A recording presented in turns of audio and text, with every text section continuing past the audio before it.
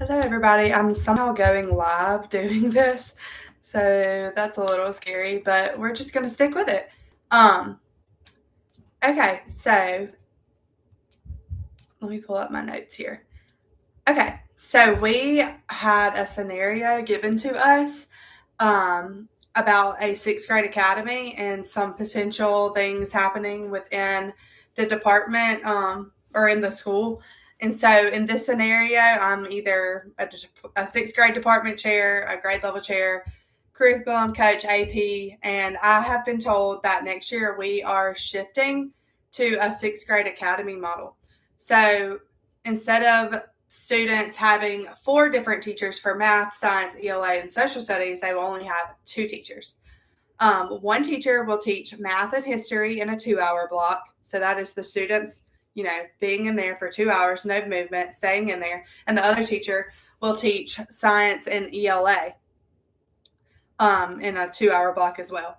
So my role as a teacher leader is to understand the curriculum well enough to anticipate the concerns that the teachers may have and to build that teacher buy-in and make sure that this shift is implemented strategically. So we were given some different things that we need to answer about this scenario. So one, potential conflict and how I would resolve it. So the first conflict I see right away is content area resistance. So teachers strongly identify with their subject. A math teacher may feel uncomfortable teaching history, and the science teacher may feel unsure about teaching ELA. And that anxiety is real. We don't see that a lot. Like where I work, I'm in a primary age group, and so we all kind of teach everything. But when I think about middle school, I believe that anxiety is real if they have to do multiple subjects. So, how, as a teacher leader, would I address that roadblock?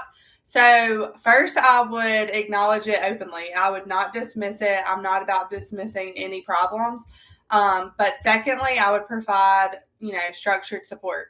And so that means giving my teachers pacing guides and curriculum maps early.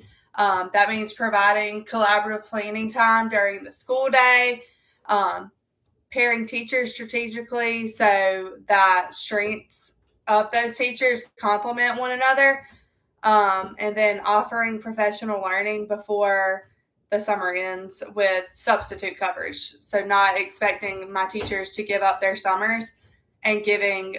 1 second, please. Yes? Baby, I'm in the middle of doing an assignment. I need you to go, okay?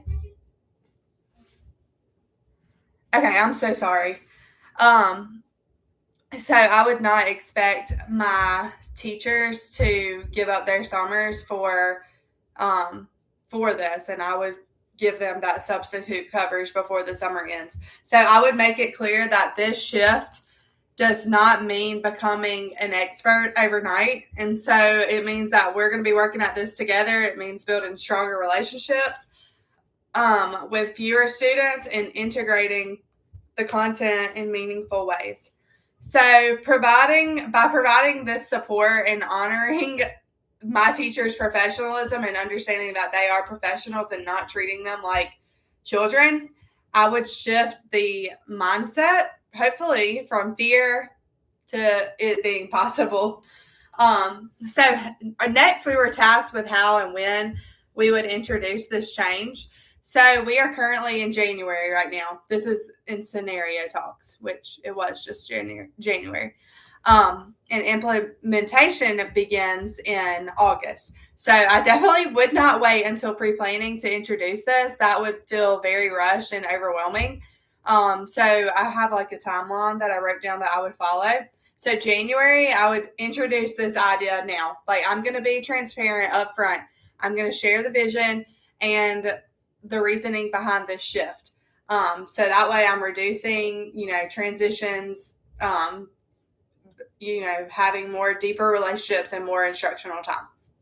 February, March, I am holding some sessions. I need to listen to my teachers.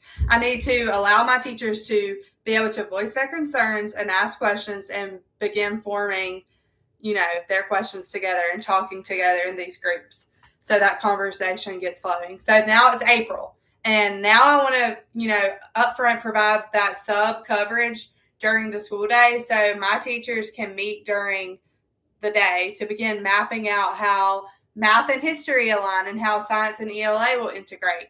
So I want to do that. I don't want them to have to come back early or take their summers to have to, you know, talk about this and work together on this. So late spring, like right before summer break, I would provide at least one full collaborative planning day with subs. Teachers, like I said, should leave for summer with a clear plan in place, or at least started, and not uncertainty. I would not, like I said, require summer professional learning because my teachers deserve their summer. So early August, we're in like pre-planning era. So I would use pre-planning to finalize logistics and refine what our implementation looks like, not introduce anything brand new. That should have been done way back when.